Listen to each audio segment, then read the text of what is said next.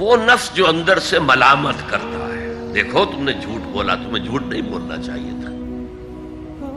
کسی اور نے ملامت کی یا نہیں کی، تمہارے اندر کوئی شے ہے جو ملامت کر رہی ہے، دیکھو تم نے فلاں شخص کا دل توڑ دیا، یہ اچھا کام نہیں کیا۔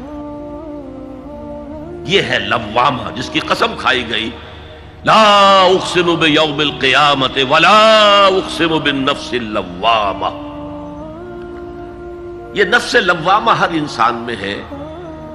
اور جیسے ہمارے ظاہری وجود کے تقاضے ہیں، بھوک لگتی ہے، پیاس لگتی ہے، اسے کپڑے کی ضرورت ہے موسمی اثرات سے بچاؤ کے لیے، یہ جو مانوی شخصیت ہماری اندر ہے یہ بھی کچھ ڈیمانڈ کرتی ہے، اور انسان اپنے آپ کو مطمئن کرتا ہے، ریشنلائز کرتا ہے، ٹھیک ہے یہ تو خرابیاں ہیں، لیکن میں نے یہ کام بھی تو آخر کیے ہیں نا۔ یہ انسان کی ایک لازمی ضرورت ہے، اپنے ضمیر کو مطمئن کرنا۔ اب دیکھیے ہمارے ہاں کے مختلف طبقات میں مختلف تصورات ہیں نیکی کے جو رائج ہیں۔ ہمارے ہاں ایک مذہبی طبقہ ہے جس کے نزدیک اصل اہمیت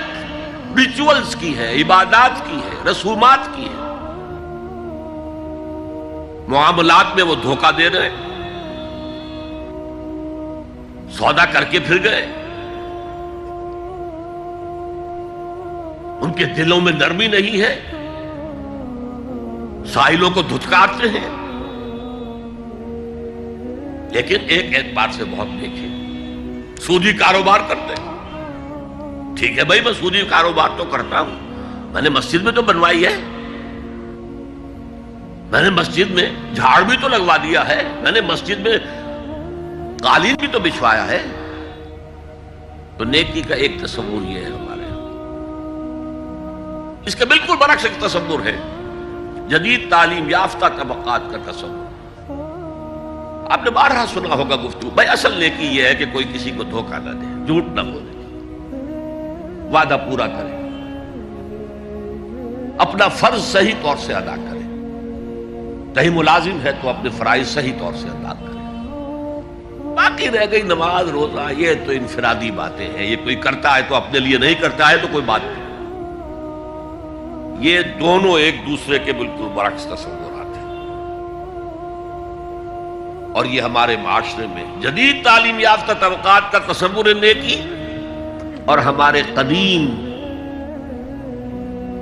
علماء اور ان کے زیر اثر جو عوام ہیں ان کے تصور نیکی میں یہ زمین و آسمان کا فرق ہے۔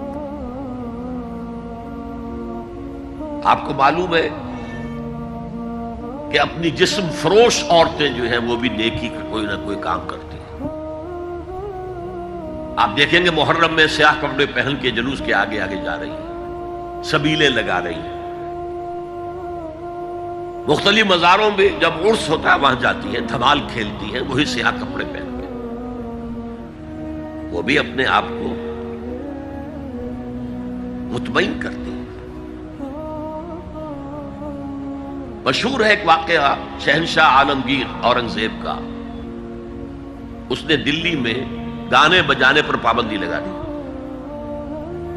اب ظاہر بات ہے جن کا یہ پیشہ تھا ان کا دھندا ختم تو آمدنی ختم، لاکھ کوششیں کی لیکن اورنگزیب ٹس سے بس نہیں ہوا۔ پھر انہوں نے ایک عجیب ترکیب کی، وہ دریائے جمنا بالکل ساتھ بہتا تھا، یہ قلعہ اس شکل میں بنایا گیا تھا، اب تو ذرا فاصلے پر، تو ایک کشتی میں وہ جمع ہو گئے، سازندے بھی اور ساز بھی اور گاتے بجاتے ہوئے، انہیں معلوم تھا فلاں وقت جو ہے بادشاہ جھروکے میں بیٹھ کر دریا کی سیر کرتا ہے، وہاں سے گزرے اور ایک شعر گاتے ہوئے گزرے، در کوئے نیک نامی مارا گزر نہ دارند، گر تو نمی پسندی تقدیر قضا را۔ در کوئے نیک نامی، یہ نیکی جو ہے اس کے کوچے میں ہمارا گزر ہی نہیں ہے، در کوئے نیک نامی مارا گزر نہ دارند، یہ تو اللہ کی طرف سے فیصلہ ہے، اس کی مقرر کردہ تقدیر ہے۔